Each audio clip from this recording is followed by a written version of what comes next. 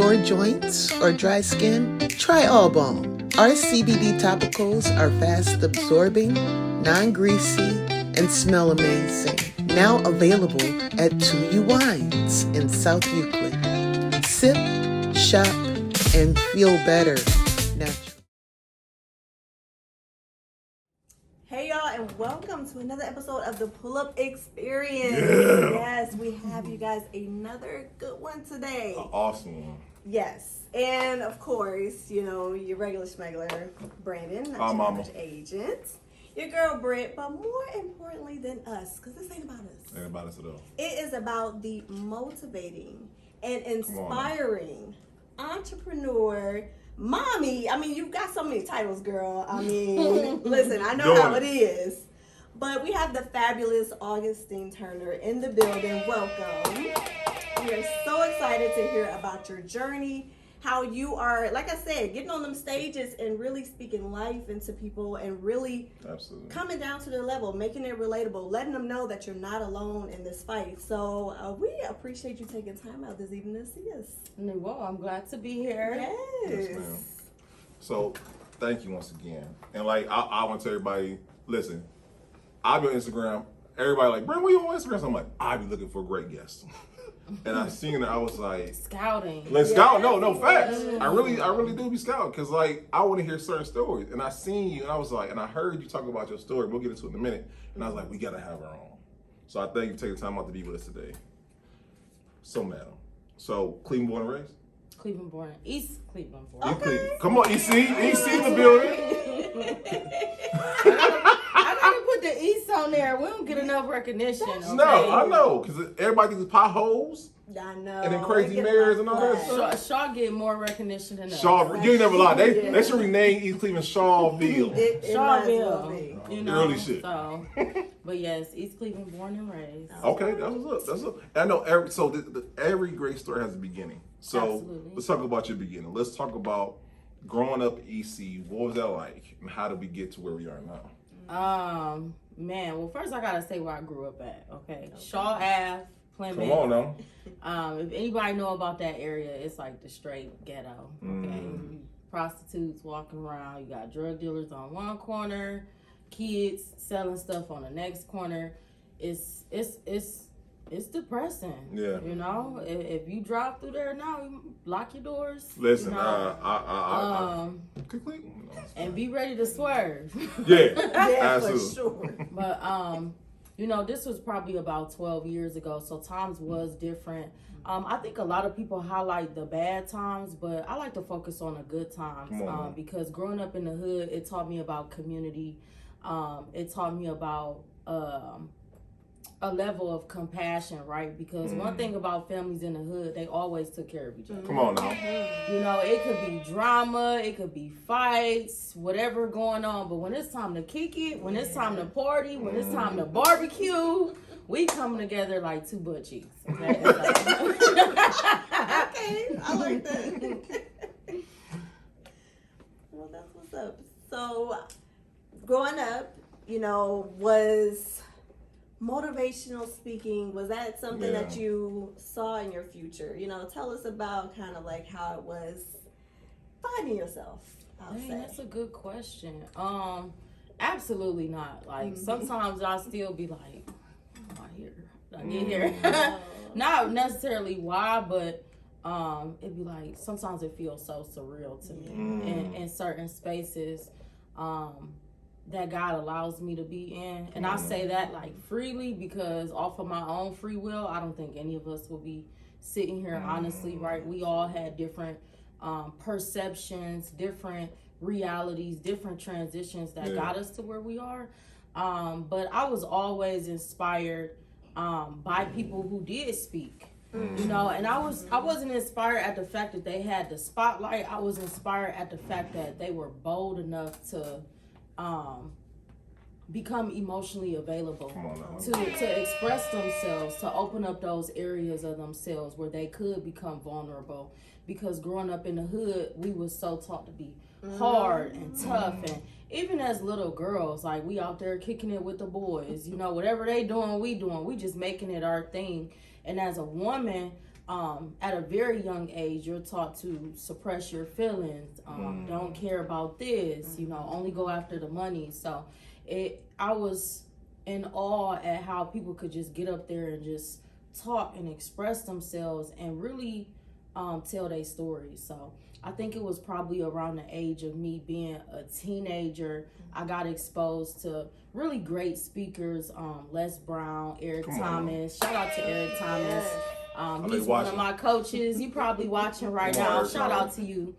And this was back when, these guys didn't have the audiences that they have now. And I was just so inspired with, stories are relatable, right? So you hear a good story, you're like, dang, it take you down memory lane. And I was like, yo, if I could transition my story into being something, that's who I would want to be. So. Okay. So let me ask you this, because like you said, every speaker has a great story. I remember Eric Thomas was homeless. Yes. Les Brown went through something. Right. What do you feel like are the components that make a great speaker, in your opinion? Components that make a great speaker, I would say just being authentically yourself. We got so many made up people. Like, the internet is a wonderful and also a bad place, because you can get on there and be whoever you want to be, right? But just showing up as your authentic self is what makes you a good speaker. There was things that I've talked about in conferences, speaking engagement, podcasts that got me bigger opportunities by just being vulnerable enough to share these experiences and really share the healing aspect of it too, because I went through therapy for a very long time. So for anybody watching, I will highly suggest therapy. There's free therapy out there for you. Take advantage of it. Absolutely. Now, getting in front of people, I know I've had a few times that I've been able to speak with folks, and first of all, it's nerve-wracking. But secondly, it takes a strong person to be able to get up there and be transparent and be open and honest, because some people that's not comfortable. So what got you out of your shell to be able to speak in front of others and tell your story? So I started knocking on doors for my company about 7 years ago. At the time, I didn't know anything about running a business, the nonprofit world, how to get those extra resources and funding. But the only job I've ever had, this was back when I was probably like 18, 19. They sent us door to door, and we was selling like kid books and magazines. And I fell in love with the aspect of just being able to talk to people, and it became therapeutic for me. So from that aspect, I started using it not just for a hustle and to make money, but to really release what I was going through, and people was paying me for it. So I was really excited. I was like, what? I'm getting paid for my pain. Look at this. And pay for my pain. Pay for my pain. That's good. And it's funny that I say that now, because those are some of the classes that I teach, which is, teaching people how to turn their pain into a profession, right? Because that's how this podcast came about. It was something that happened in your life that made you be like, you know what? I'm finna turn this into a platform. This is the release, right, from the pain. So, I would say that's what it was for me. Just knocking on people's doors and being personable. And I would ask them, like, what's something like, why are you spending this money with me? Why are you helping me? And they would tell me, and I'd be like, really? But it's like, growing up, I never had nobody, and I think this is a very common thing that people as general deal with, no matter the culture, is not being poured into, right? Not being told you great, not celebrating those small wins. Even us as adults, how many times do we actually celebrate us doing something small for ourselves? Even if it's just us saying, you know what, we ain't gonna eat no fast food this week, so we don't eat no fast food. From some, that might be small, but for others, that may be massive. That is massive. That's massive. That's So it's like, if you can get through that small win, when do we celebrate ourselves? It's kind of like the celebration only come when necessary. And that taught me, shout out to that. That really just taught me that, listen, life every single day is a celebration. So when I get on these stages and I talk to these people, it's my way of celebrating myself. That's a bar. I like That's a bar. Let me hit 3 times for that. I like that. Yeah. That's good. That's good. Okay, let me ask this then. We see you now. Let's talk about when you first started speaking. Those first times, and let's talk about time when you spoke and you didn't feel like it was up to par, or you felt like you didn't give your all. How do you? Wait. I feel like we got to back it just a little bit more. You know what? You We ain't got to never find lied. out what did become your story. Come to on speak now. to the people. Yes, ma'am. That's a good question. So Thank you. I went to prison. Well, prison in my head. I went to jail. Okay. Okay. At the age of how old was I? I was 21. And it was because of me doing a door-to-door job. I ended up getting into some trouble, hanging around the wrong group of people. And because of that, I caught the consequences from it.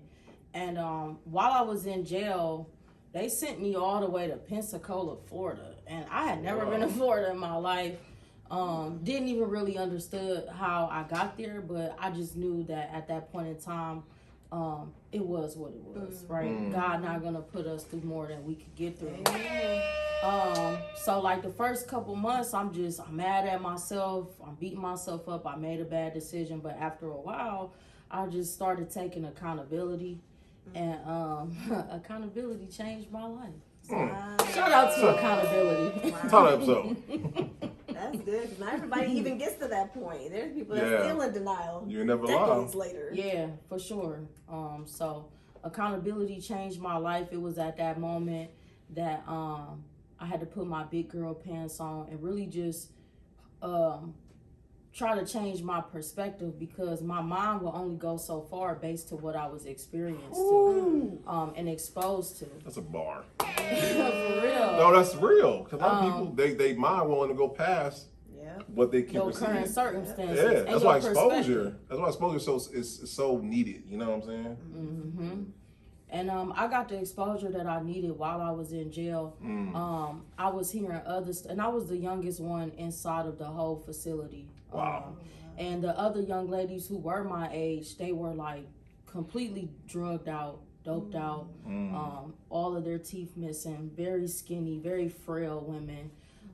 It was just unbelievable at how many women was in there that was broken and torn apart, and just some of these women had money. I mean, they come from rich families, so it's like, wait a minute. You know, because when you grow up in these kind of areas, you're only exposed to what you're exposed to. Back in the day, we didn't have Instagram, YouTube, TikTok, so we couldn't compare our lives to anything. We only knew what was going on around us. So when I got exposed to these women from different cultures, mind you, I'm the only black woman in this jail cell. Wow. And I'm like, dang, wait, so they going through it too? And I was like, okay, it's hope for me. So while I was in jail, I read every single day. I dedicated my whole bid to reading, self-educating myself. I read the whole Bible in and out. And I said, you know what? Like, at that time, I really didn't have a relationship with God, but everybody that I thought loved me had like neglected me while I was doing my bid. My siblings, they, you know, you call, hey, after a while, them calls get short. You know, people stop picking up. When the holiday season come, people not gonna be able to put money on your books and you know, really support you. And even got to the point that even my own mother and father, like, they stopped answering my calls. My siblings, they wasn't like as supportive as I wanted them to, right? Because we all have this perception of support in our head. And it ate me alive for a while. And then I was like, man, I gotta do something about this. Like, I started thinking about when I'm gonna get out. I gotta get a job. I gotta do this. Because while you in there, they have you go through programs that kind of prep you for going back into society. You know, so mentally. So I'm like, what I'm gonna do? And I'll never forget just sitting on my bunk, and I had me a notebook, and I just started writing down the plan, like everything that I wanted to do. And it was based off a scripture in the Bible that I had seen in Matthew's, and I kept seeing it, and I understand why years later, but the scripture, it just says, ask and you shall receive. All right. Okay? And it's in Matthew, it's in Mark, it's in Luke. I'm like, why is this scripture keep being repeated? It's one of the only scriptures in the Bible that's repetitive. Like, it's consistently in different chapters. Different people are saying it, you know, because Matthew, Mark, and Luke wrote the Bible. So it's like for these three men to be saying this consistently, it stood out to me. So I started writing, and yeah, so now we're here. Okay. That's right. That's 3 times. Yeah. So with that, now we get you. Now, yeah, thank you, Brie. That's how you transition, by the way. Podcast 101. She's actually right. So that being said, when you got out and you said, okay, this is what God called me to do. Let's talk about first couple of times when you started, because a lot of people don't know how to even get into being a coach, being a speaker. Because they're just like, right. I want to do it. Well, how do I even start? How do I do that? And man, that's a good question, because I get asked that a lot. A lot of people feel like you need the resources, you need the limelights, the cameras, the place, and really all you need is obedience. So I didn't have anything. I didn't even have money. I wasn't even in my right mind. I'm gonna be honest with you. Like, mentally, I was unstable. When I got out, you know, there wasn't a lot of resources to genuinely help people get back on their feet, right? They provide certain resources to make it seem like that they want to help out the community, but it's really just Black exploitation at its finest. You know, and I remember getting on the bus, spending my last $2 to go to a job, and I'm sitting there like, I studied the applications and everything, so I already knew like what was on there, what they was gonna ask me, how I was gonna say what I was gonna say. But I had been to so many jobs, like I was really discouraged. Like I was just like, man, here go another one. Like, but I never forget standing on the corner of St. Clair before I walked into my interview, and I said, God, if I don't get this job, fuck it. I'm just letting you know right now before we go in there, because they don't know me, but you know me. I just got out of jail. It ain't too much I care about. I set it off of being here, but you know, I'm not trying to go back to my street ways. I'm like me and God, we had a whole debate on the corner, and I know he like, is she talking to me? Like, I'm like, yeah, you got me into this. You got to get me up out of this. So. And it's crazy. That sounds crazy talking to God. I ain't telling y'all to go cuss God out, but I am saying it is okay to hold God accountable to what he said he would do in your life. So that's the point that I'm making. And long story short, I did not get the job. I mean, I ended up crying in there because I already knew. He was like, man, I love you. And I'm thinking in the back of my head, like, fool, I already know that when I started. Right. I don't care about these good qualities if I can't get no job. Right. And he was like, he ended up sharing his story with me. And shout out to that guy, man. You really blessed me. I don't know where you are, but if you watching this, you really saved my life. And he said, yeah, man, you know, I used to be a pastor and woo. And God told me to put myself in a position where I can employ people. And he said, man, I love your story. I love who you are as a person, but I'm going to be honest with you. They're not going to take you with you having that felony on your record. And he said, but man, you have such a great personality. Like, God got something really big and really humongous in store for you. And I walked out of that bad boy crying and all, like, all right, God, I'm ready, whatever, you know. And that was 11 years ago. So, all right. Shout out to God. Yes, he's awesome. The point that I'm making is God will keep his promises to us. I did not have the money. I didn't have the resources. I didn't have nobody to help me. But I had willpower. Okay? Another thing that I had is faith. I think faith kept me over everything, just having a good relationship with God. When I first got out of jail, like I told you, I was in Pensacola, Florida. So how I got all the way home to She said that part conveniently. She's like, listen, I don't even know all that. How I got home is a whole nother story of faith. I promise y'all. Okay. But God got me home. He got me back to my daughter, over 500 miles. When I came out, I didn't have a phone. I didn't have no social media. I didn't have no money. I didn't even have no sense of direction. And God just told me, like, man, just start walking. I'm like, I don't know which way to go. I got to the corner. Son told me to make a right. And I just been walking ever since. So as crazy as this story sounds, man, I promise to God, God know it's the truth. I can't give credit to nothing else. If I do, I'll be a fool. But yeah, so to answer your question about the resources, I would say the first thing that you need is a level of faith. Unbearable faith, undeniable faith. I feel as though when you're going after certain things in life, faith as small as a mustard seed is not enough. Wow. Okay, that's the start. That's what God gives us, right? He gives us this much, but then that faith grows, because if you do the research on a mustard seed, it actually grows into a harvest, right? When you plant this seed and water it and take care of it. So that's what I started doing with my faith, and it was based off of me learning the stuff that I learned in the Bible. I couldn't apply nothing else because it wasn't working. So I started applying the stuff that I learned while I was in jail, and man, it was knocking my socks off, y'all. Come on, now.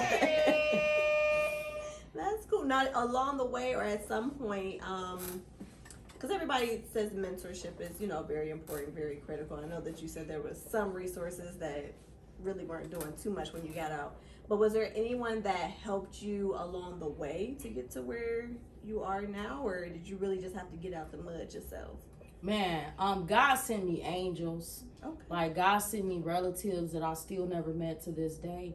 I'll never forget, like 2 days after I got out, my uncle who lives in Florida, shout out to my uncle in Florida, he invested in me. And he sent me $500 through Western Union, and like to me, I was like, it's on the flow, And I still never met him to this day. My mentors, they were people that I met through Facebook, online, never physically met them. There's been times that God has had people stop me in the grocery store, or while I'm pumping my gas. God sent people to pray for me. I mean, man, it's been an incredible journey. But no, I did not, for a long time, I did not have any mentors until a couple years ago. But God sent me angels to just remind me, like, that he saw me. Rather if it was giving me food, or I've had people pump my gas, give me clothes and bags of food, like just all kind of stuff. So let me ask this, because I want to get back to the speaker part as far as, because so a lot of rappers, when they first start out, they emulate the rappers that they grew up on, right? Same thing for podcasts. I remember when I first started, I was like, I want to be David Shands. I'm like, I'm not David Shands, I'm Brandon Gates. Right? So when you first started out, did you wear a certain style of speaker you were trying to emulate, or you just found your way along the way? So one of my positive role models has always been Eric Thomas. Just based off of how he grew up, eating out of trash can, growing up in Detroit. I just gravitated to that so much, especially being in my generation. There wasn't a lot of female entrepreneurs, female speakers. So in my head, it's like, I'm gonna be the first one. Like, we making history. And I just love the fact that he was authentic. Like, he'll walk on stage with a t-shirt and some J's on. Yeah. I'm like, ooh, your boy got the cords on. And I love that he appealed to his audience that he wanted to appeal to. He never became corporate, right? He never let however high he got in this world turn him outside of who he was. So being that I seen him, I just tried to implement that same style. And I wanted to note on something too, because I noticed you guys keep saying speaker. I just started speaking last year. Hey, time out. That's even better. Right. So I want to throw that out there. I just started speaking last year. It was right after I got baptized. I dedicated my life to Jesus.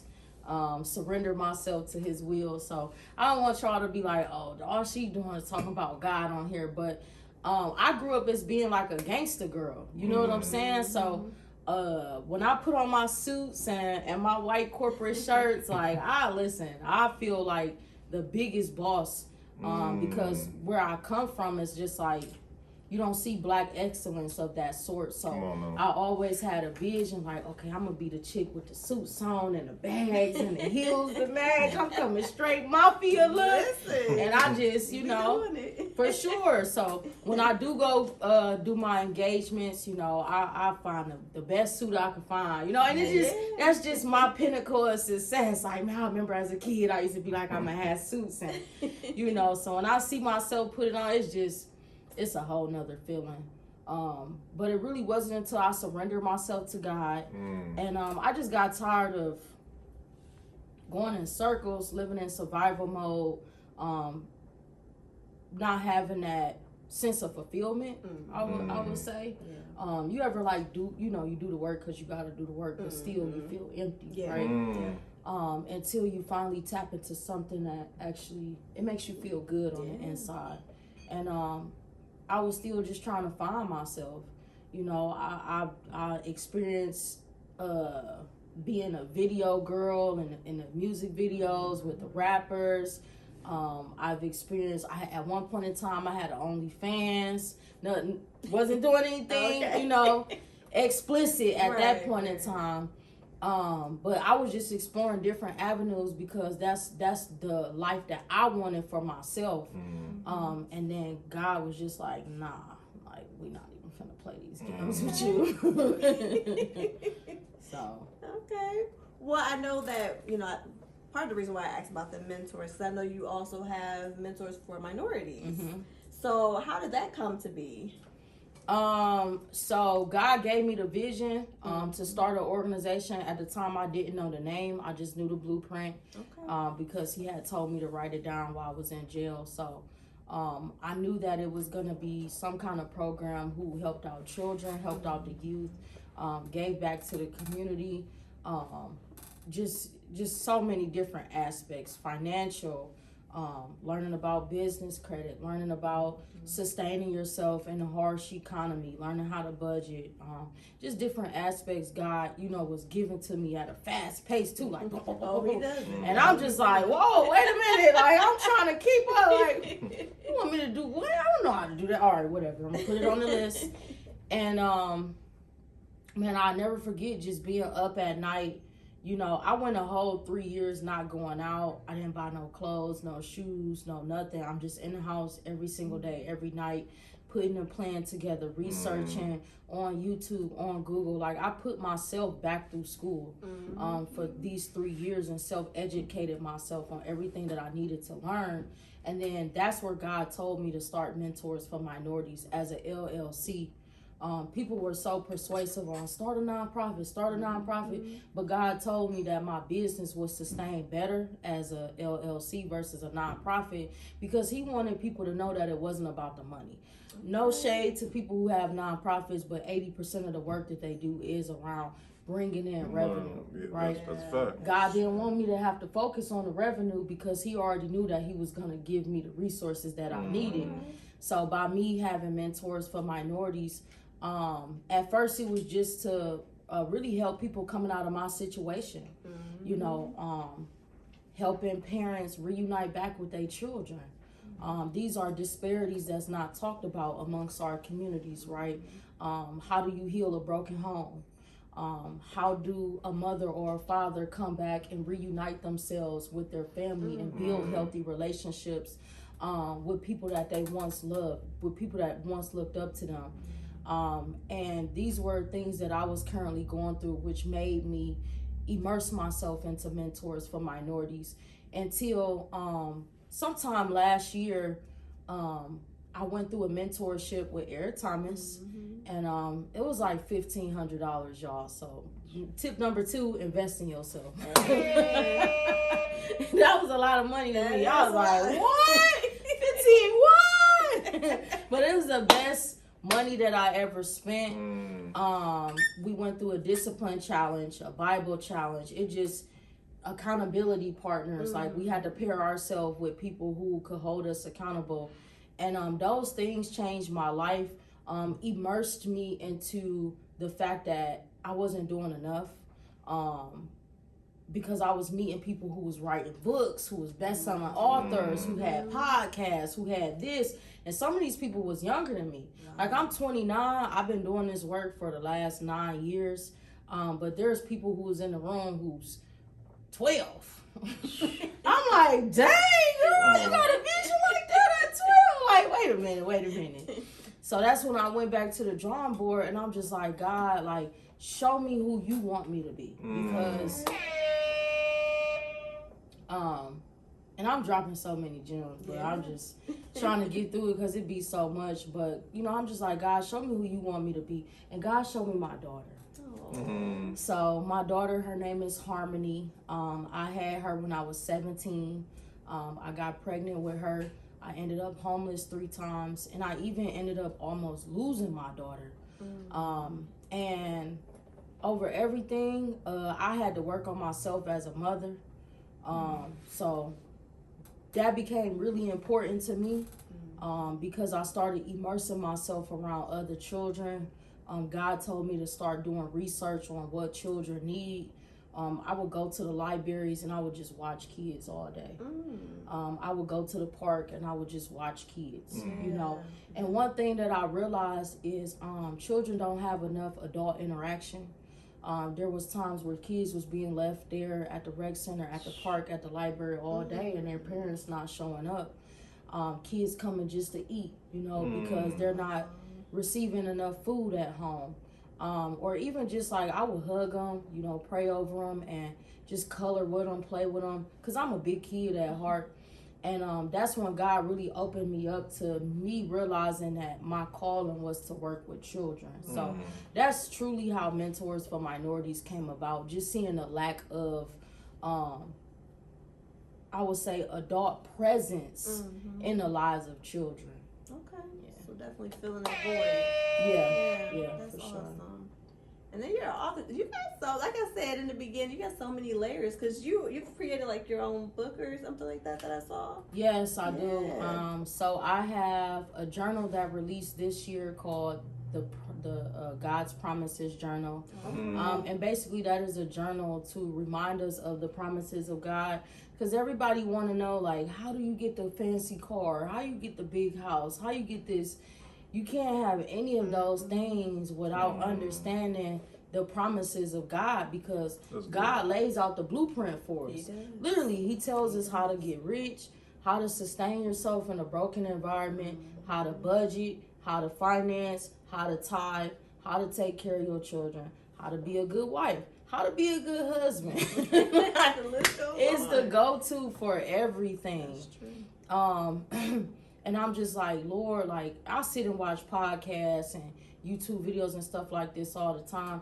And most of the time, to be honest with y'all, I think a lot of these platforms be full of shit. Well, that's being real.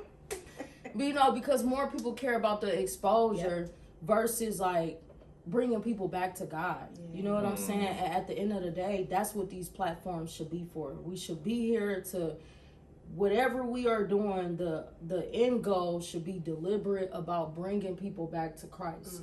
You know what I'm saying? And a lot of these platforms, it be for exposure. They want to look good. They want the likes, the this, the that.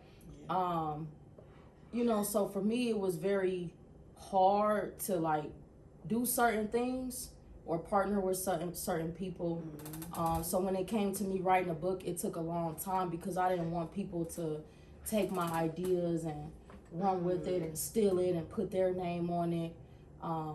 So yeah, right now I have 2 books out. My second book is How to Start a Business with $0. So I will be releasing that book for free tonight.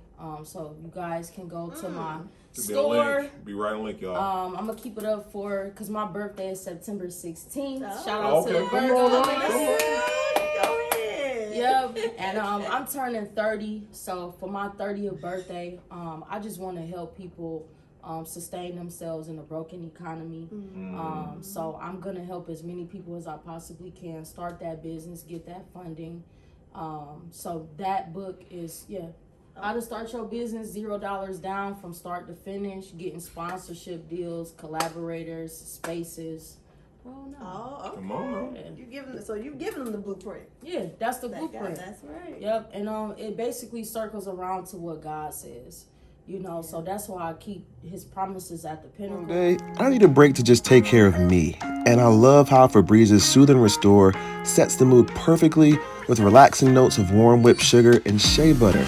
And now I'm ready to relax and unwind. You don't know God, then you don't know you. You don't know like your level of capacity. Like you might think you right here and God wants you to be right here. So when you like, man, you got different titles, I'll be sitting here thinking like, I don't know which one to say. I just say, you know, I'm a coach. Cause sometimes God don't want me to be the author in this one. You know, sometimes he just want me to be the mom. Sometimes he just wants me to be the speaker or the motivator. So I try not to use titles as much. I just tell people I'm just a servant. Okay. All right. To sum it up, a servant. I'm just a I servant. like that. All right. So let me ask you this. With that being said, how do you maintain being a multiversal servant? Because you're multiversal at this point. How do you maintain? Because just hearing what all you will accomplished this far, you doing it. But I know personally, you know, and I'm pretty sure Brittany can attest to this. As you're doing it, how do you maintain you in those moments of trying to go after what God's called you to do? Man, because I'll be having some crazy. I'll be having some crazy weeks. How do I maintain it? I go to church on Sunday, y'all. Like, Okay, man, you I should just have time for God. I do. Like I've gotten to a point where my peace is my greatest asset. So I'm gonna be authentic with y'all because I don't want to keep saying, well, God. But that's all. I had to remove bad friends. I had to really evaluate who I had around me on my left and on my right, and really figure out if they was going where I was going.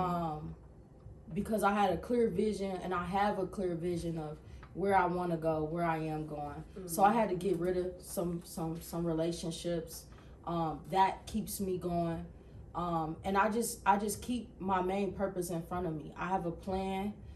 So every single week I go based off of, okay, I know I need to do A, B, C, and D. And sometimes I might be all over the place. So I'm not saying that it's actually gonna work, but the more consistent that you become with what you're doing, it becomes a lot easier to you. So I'm gonna give you an example, right? I had a goal of being more consistent on posting on social media. Subsequently, you reached out to me for an interview. Wow. You know, because for a while I wasn't doing interviews, I wasn't doing podcasts, I was just doing a lot of boots on the ground work. So I would say, you know, having a foundation, rather if it's not a spiritual foundation, I always encourage people to go to church because it's fellowship. You meet people there who are like-minded in Jesus, right?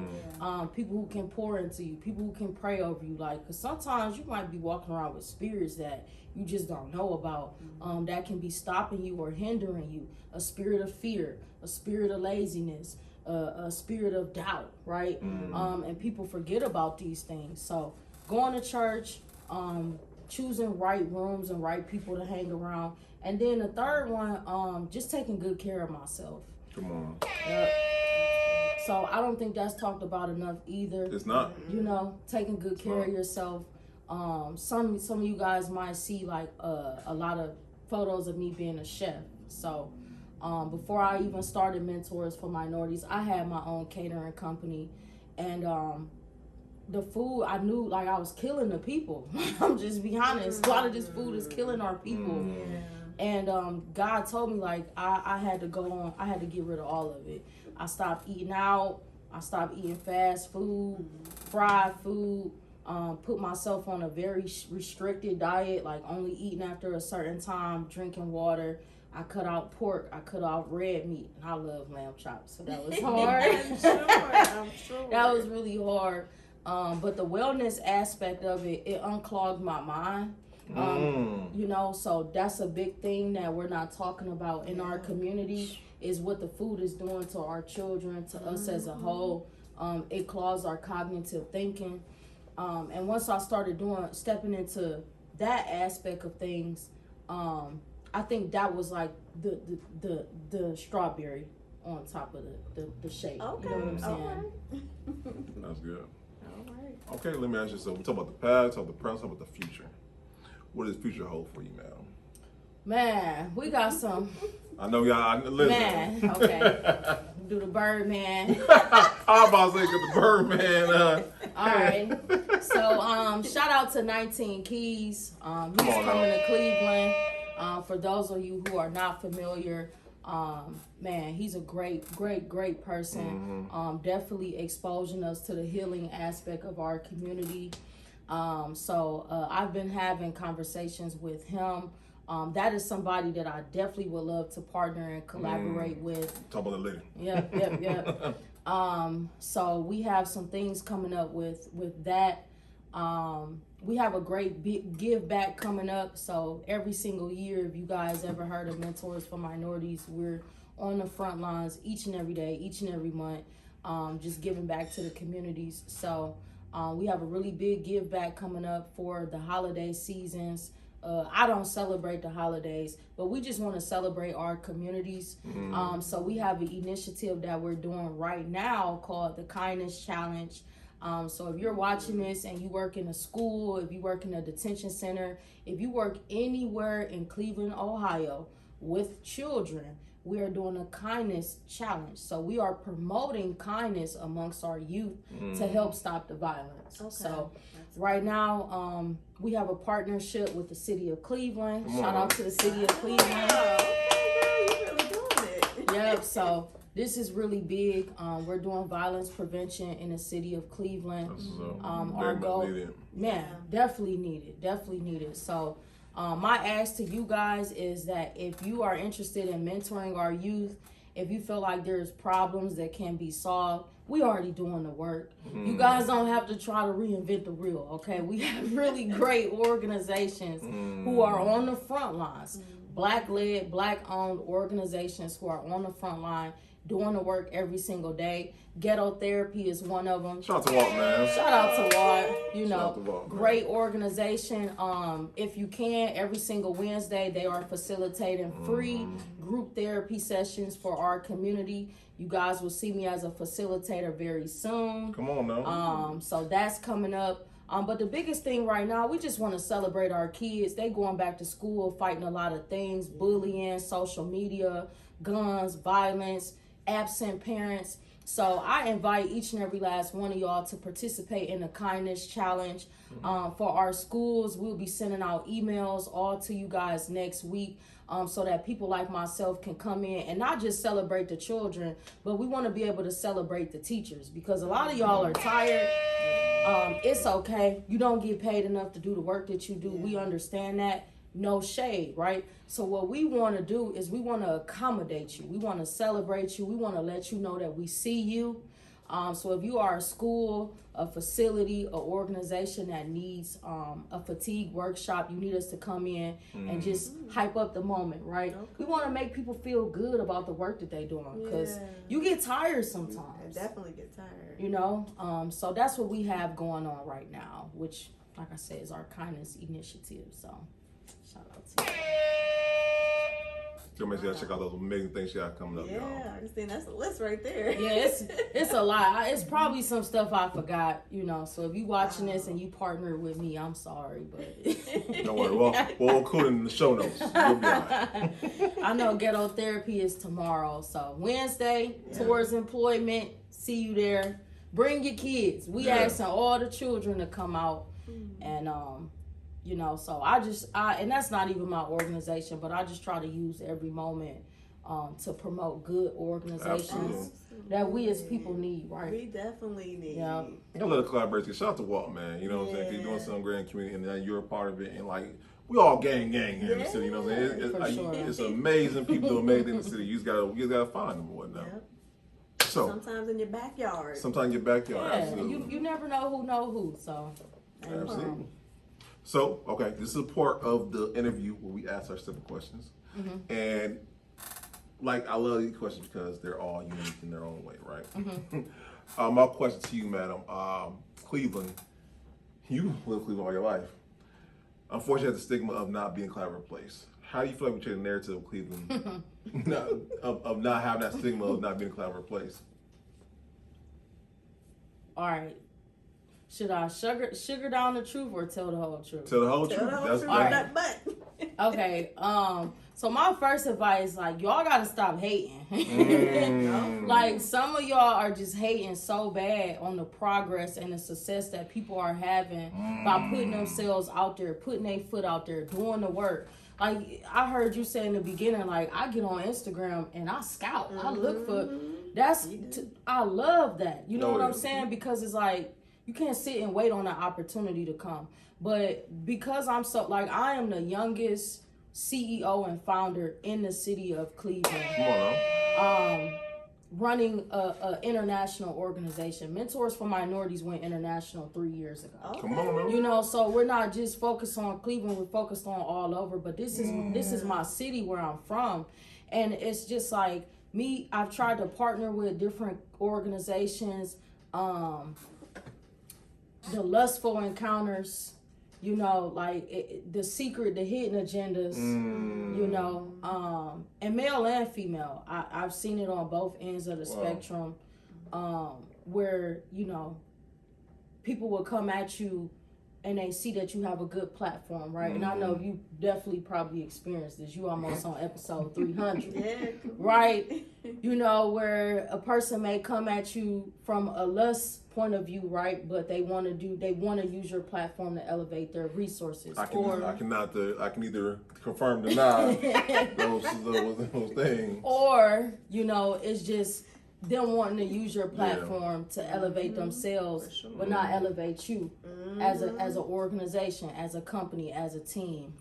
Wow. So I would say, like, and you probably can edit that out, but just It's being real. 100. Will not. Oh, I'm just saying, you know, being 100% authentic. Like, y'all have to stop hating. It's enough opportunities out here for all of us, and if it's not, then that just means that it's time to expand your horizon. Come on now. Like, I don't see the pull-up experience only accommodating to Cleveland next year. You know what I'm saying? I see y'all expanding to Columbus, to Cincinnati, to Toledo, to Detroit, to Pennsylvania, bringing on different entrepreneurs in different cities and different states, because it's not just about us, right? This is where it starts, but this is not where it ends. So that is my biggest piece of advice.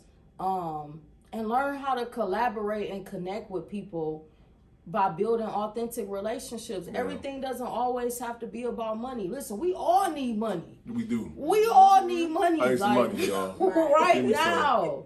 You know, but good things come to those who do the right thing. You know what I'm saying? So sometimes it's not always about the money. Like, you could have somebody that see you doing good work and say, hey, you know, you could come do this in my organization. You could come do this in my event center, in my library. So the last thing is understanding how shared resources still achieves the common goal. That's a bar. Okay, with that being said, madam, you mentioned 19 Keys, right? What are some other organizations, people, places, things that you would like to collaborate in the future? Other organizations. Can they watching? Who would I like to collaborate with? That's a good question. Definitely Eric Thomas. Come on now. I definitely got to keep Man, listen, Eric Thomas. Come to Cleveland, Eric Thomas. That would be lovely. Come on. Come. Please come. Yeah, we need you here. We need you. We need you. So definitely Eric Thomas. I always seen myself being on his team. Not just even being a speaker, but even if I gotta go knock on doors, like, I need to tell y'all about ET. Pastor Mike. Come on now. Man, I don't know if y'all hip to Rock City, but man, Rock City be rocking. Okay? Yeah. Shout out to Pastor Mike. Shout out to Pastor Mike, man. He's been my pastor for a while, and I just love his authenticity, the way he speaks to the youth. So I definitely would love to collaborate, even if it's just me serving at his church. I'll pack my stuff up right now. So, Laura, you want me to come there? Wherever you take me, that's where I'm going. And I would say locally, I would love to do a partnership with the Cleveland Clinic Foundation. Come on now. Shout out to the Cleveland Clinic. the juvenile detention center, y'all kicked us out last year, but we coming back. We coming back. But I still would like to work with the kids in the juvenile detention center. Okay. Unfortunately, we wasn't able to keep our partnership because we was feeding them hot food, and they didn't feel like we should reward bad kids with a hot meal. But you know, That's another story for another day. you know, but I'm so passionate about helping at-risk kids. So I would say locally, that's who I want to work with. The pull-up experience. Come on now. I would definitely say. You're an alumni now, man. You part of the game now.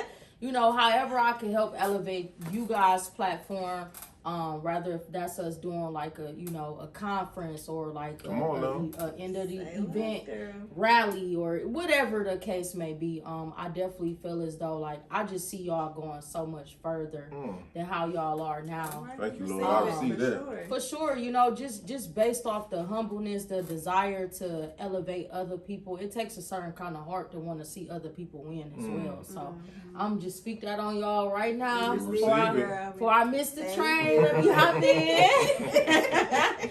You know, so that would be my collaborations for sure. Come on now. We love it. We love it.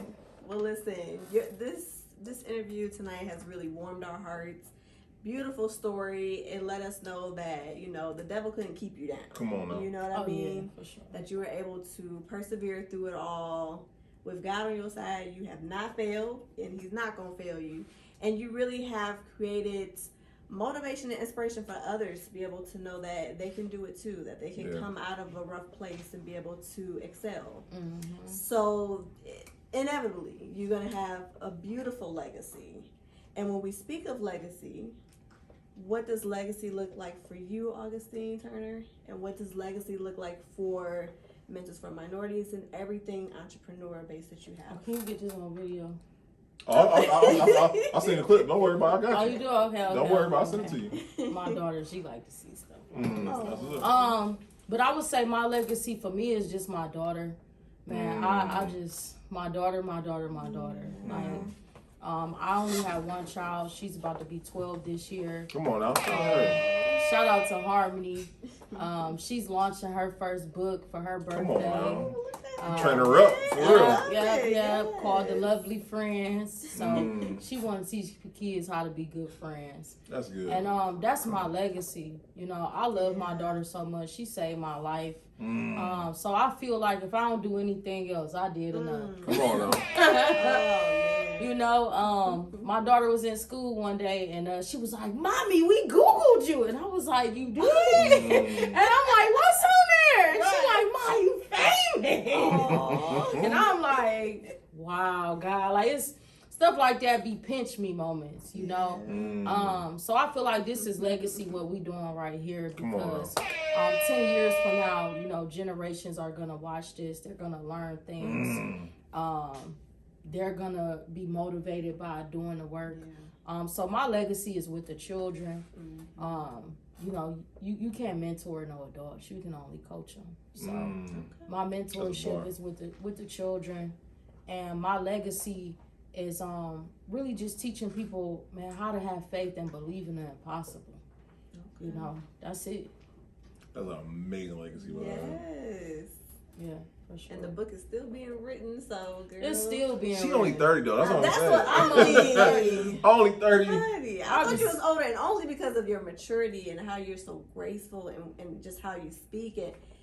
It's very much, you know, warms my heart, girl. You really are inspiring so many people. Thank whether you. Listening, whether watching, whether just passing by you, or just, you know, having that deep connection. Whether it's just conversation or like you said, even prayer.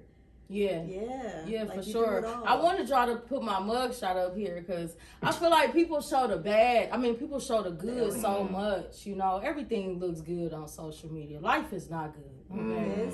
It's not always good for us. But you find ways to push through them, and that is what builds up character and the level of capacity. Right? Yeah. Because even y'all got a story. Y'all stories might be better than mine. You know, but the difference is the obedience. You know, right? You were obedient enough to say, "All right, God, you gave me this vision. I'm gonna run the play." Man, facts. And you can call sis up over here, and Come on she's now. like, "Okay, you know, I'm the best woman for the job." Listen, you would thought she was in the room. Yeah. No, I mean, because seriously, I've even seen a couple of your podcast episodes, and I'm just like, man, I would never be up here doing this. I could talk on big stages, but stuff like this, I just get nervous. Really? Yeah, I know It's it's reverse. crazy. Yeah. You're doing great. You like, are doing dang, amazing. am I talking too much? What do I say? I just... No. I be needing the questions beforehand so I could. No cheat Alright, sheet. Chat GTP, how we gonna respond to this chat? Chat my manager, y'all. Shout out to Chat. Shout out to Chat We GTP. all done hired ChatGPT at one point. I'm like chatty. Yeah, We gonna cut this out unless y'all giving us a sponsorship. There you okay? go. Edit this out. That's sir. right. We ain't even Quick giving clip out till they start giving us some. no free shout outs. We need our percentages off of them. Amen. Amen. Nah, for sure. It was a pleasure to talk to y'all. Cause y'all asked me questions that most people don't ask me. Like they just want to know how to get the money, how to get the car. That's literally- We see you driving a Benz. We want to know how you go from Nah. man. What you mean? I drive a Toyota. I know that's right. But yeah, so shout out to you for the Come questions. on now, Those were good. listen. I seen it. I was like, listen, because this, like most people, they like, hey, for first of all, I be looking for people. I want to get the people who are inspiring to others and whatnot. And I seen, I was like, man, we gotta get her on. And you could have said, no, I ain't trying to come on your podcast. You could have been like, no, but listen, we here now. Yeah, for sure. And a lot of times, like, people don't even know who I am. I could be in a grocery store or somewhere. I'm just an average Joe, right? But it's like, these platforms, they expose who you are as a person. And I just try to stay humble. But I deny podcasts all the time. I got to look and see who behind them, you know, because black exploitation at its finest. No, that's a fact. You guys will be surprised who are behind a lot of these events, social elite engagements, conferences, and man, even some of the biggest days or events that you guys are gonna see out here, the people behind them are not black. Okay, I don't respect it. We black around here. Yeah, so I don't respect it. I feel like it's black exploitation at its finest. So before I get on anybody platform, I need to know that it's black led, black owned, black operated. Don't be no Indian person trying to get me on your podcast. Okay, I'm not going. No, we've got somebody. Check. I think we checked all the boxes. No, shout out to y'all. Namaste. I love y'all. But, Black power. Hey, no, that's a fact. Now, look, the kid came out the room on you and whatnot. I don't like the fact that if we do celebrate and appreciate our own people, it's a problem. Fact. But everyone else can do that. Yeah. You know what I'm saying? Yeah. If we do it, it's weird. It's a problem. You know, I don't like that. Yeah. And I just want to say this: I'm not racist. Okay, No. I'm about as close to white as we can get. Okay.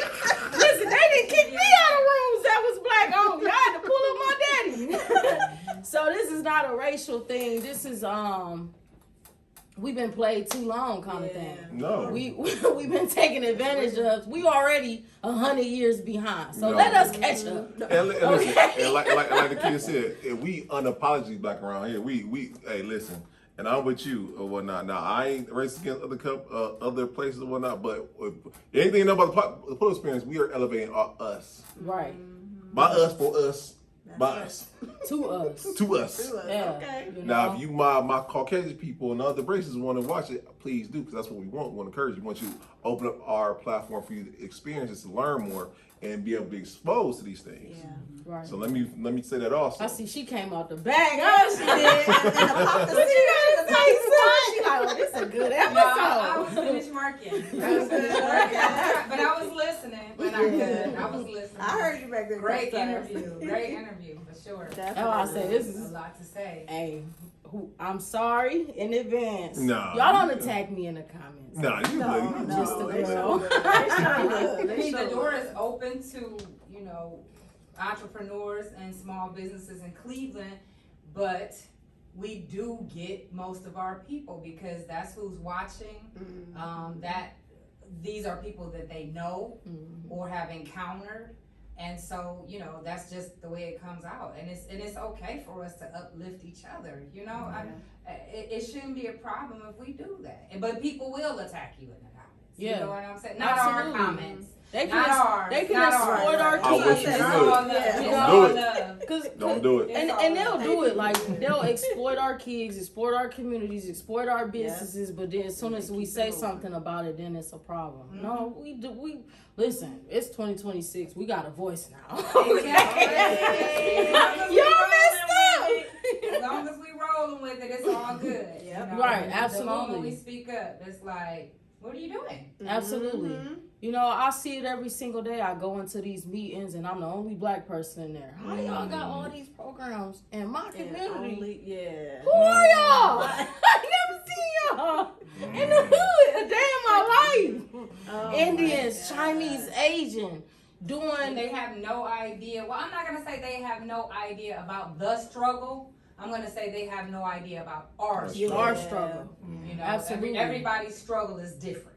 Absolutely. You know, depending upon what race you are and where you come from. Yeah, because you can't choose your parents, you can't choose your race. Yeah. You know, but one thing that I've seen in my level of experience, you don't see black organizations going into predominantly white organizations trying to run programs No, man. and they you don't see the Chinese people, right? We don't go to the Chinese people and trying to set up shop in their communities, okay? It's not allowed. Exactly. It's not allowed. You see what Period. just happened downtown with the black business, you know, and not to even bring that up, but it's a good example, right? Yep. Of what exploitation looks like at its finest. Because no one knows where those people came from. You can't just say it's them. And they had to come out of there in some way, shape, or form. Yeah. You can't say that. I was just down there for the McBoogie vinyl set. And there was people everywhere down there. Pockets of people everywhere down there. So they had it was mostly young, but they were everywhere. So you can't just say it's that. You just can't do that. And back to the point of you saying we can't set up shop, I do want to say we appreciate any programs and what's given, but that comes back to you need to get the people who know involved, and it needs to be, you know, a effort by all, and you need to get us in there so we can show you what's needed, so we can explain to you what's needed and how it's needed and how it will work. You know, we're not saying we don't appreciate programs, because we do. But we're saying that how do you know? Yeah. How do you know? That's good. You need to come to the source. You need to bring people in that know how to run those programs, where they will benefit, what things will work best. You know, that's what it's about. And it's not enough representation, like you're saying, in those programs. Yeah, I mean they don't even know who we are. You know, like we was having a conversation. She was like, "Oh, I didn't know that you ran an organization." There should be platforms who and me and the Cleveland Remembrance page get into this all the time, because for every negative thing that y'all post, it should be a positive organization that y'all are promoting to lead people, right? That's the call to action. Exactly. Y'all got all these people in the comments about, oh my God, Cleveland is this, Cleveland is that. Okay, where's the solution? Are you sending them to ghetto therapy? Are you referring them to mentors for minorities? Are you referring them to any of these organizations who's on the front line every single day? We stressed out, putting our life on the line. It can be some lines at the bottom of the post that say, At the bottom. But you know, if you having two people in my job today said, I can't look at the Cleveland Remembrance page. And I'm not trying to knock them, but they said it's too much. They were both like, it's too much. I can't wake up in the morning and see something sad like that. It's too much. We want to stay informed, yes, but like you said, it can be a caption in the bottom that don't cost It's for you too to refer intentional people. and You deliberate. can, just like the pull-up experience, you can refer different people on different posts. It don't have to be the same person. It shouldn't have to be always a paid situation, but say, hey, you know, I know it's heavy when you look at this. You know, we have these types of situations that you can look into for that, or the family members of this person. We have this organization or this therapist that you can look into if you need help. Things like that, and you're absolutely right. I hope y'all listening. Oh, no, don't Well, worry. we got to get her in Cleveland too. Remembrance. I usually am. There's no edit. does know. Hey, no, It's no, all time in out. work, okay? We gotta get you on the podcast. I like her. I do, but I had to work. Sometimes I'm working. No, and I feel like moments like this is where we're authentically speaking on things that need to be said by edit. You know what I'm saying? 'Cause it needs to be said. And that's the honest truth about it. So, Yeah, you know. for sure. And just bring, talking more about the community as a whole and how we can heal, like you guys said about collaborating, coming together.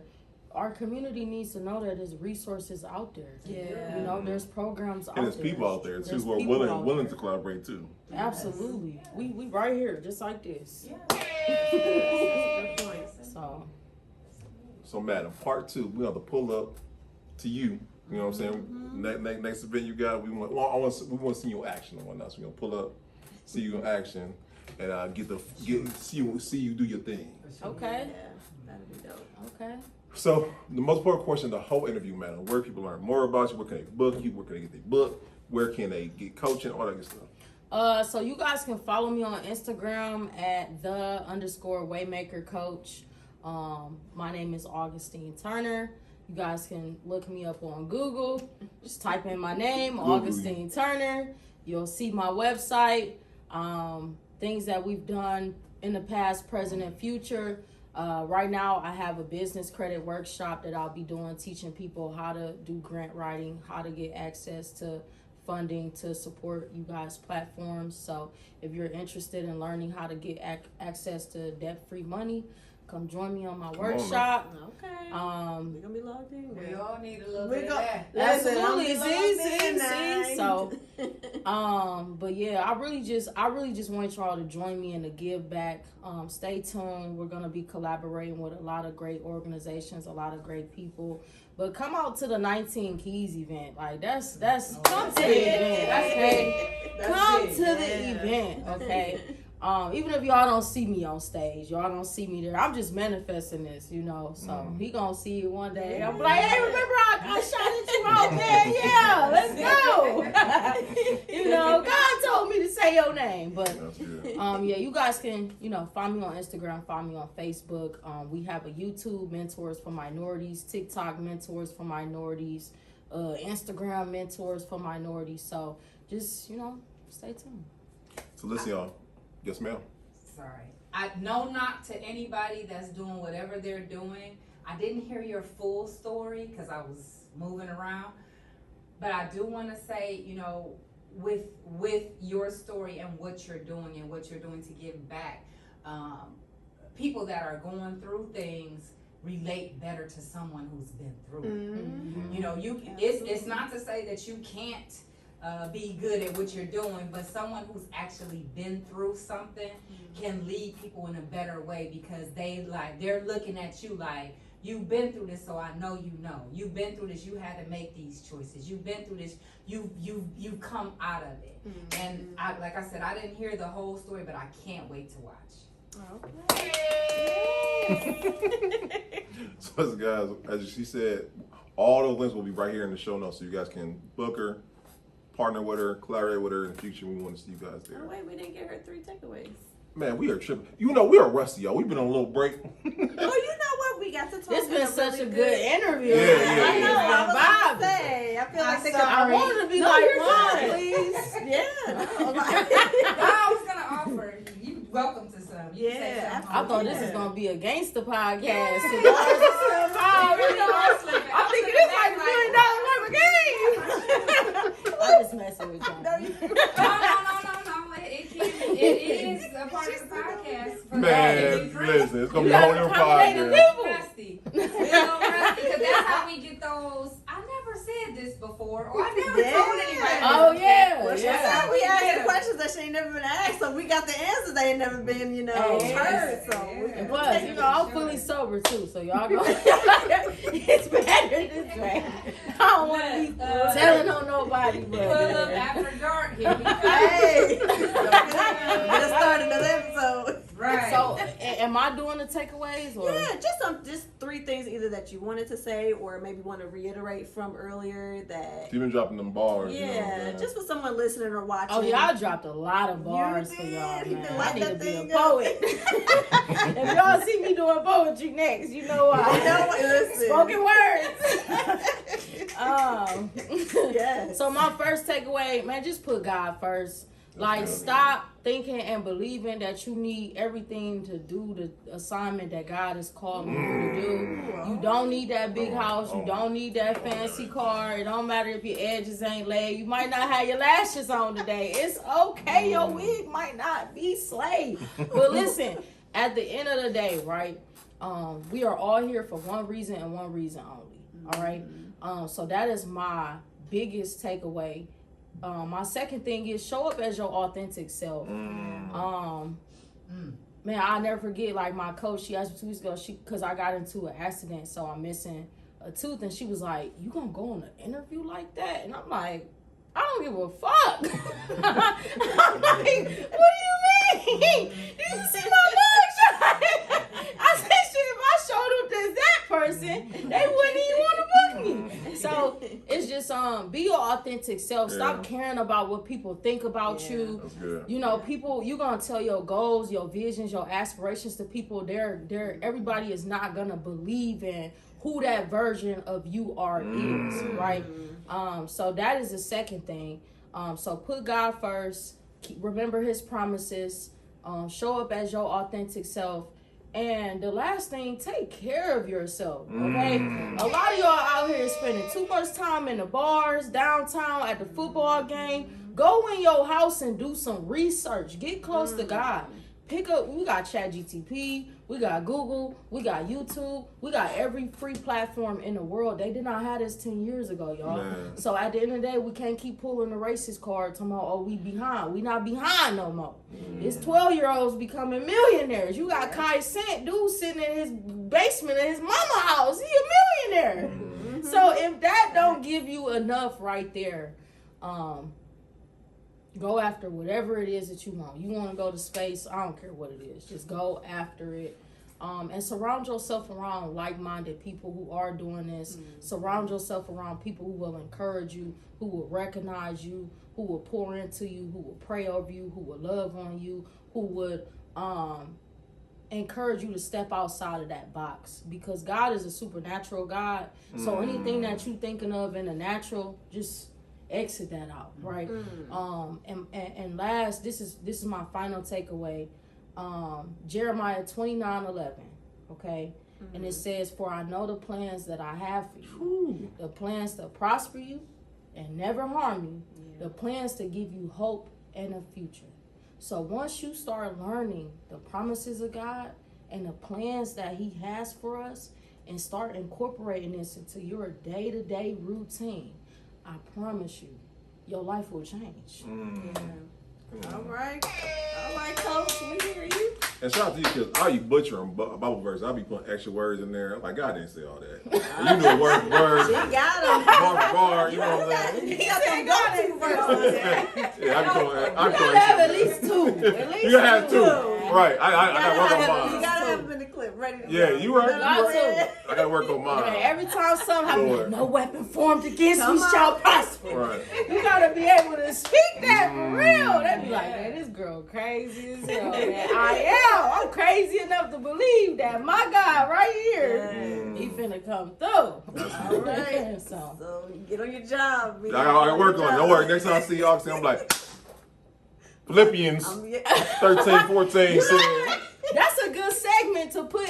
I was seeing it's somebody who does. He walks around and he asks people like name 5 Bible scriptures or Bible. That's good though because it's teaching people. It's getting people back to where we need to be as God's people anyway. Yeah. You know, like everything starts with God. Everything ends with God. So Come on now. I feel like that should be more into our segments as people is making sure that no matter what, we just throw that in there. Like, you know, make sure y'all go to church this week. You know, Bible study, Bible something. study, yeah. Something that, because we not perfect, right? I'm not finna sit here and say that I'm perfect attendance, you know.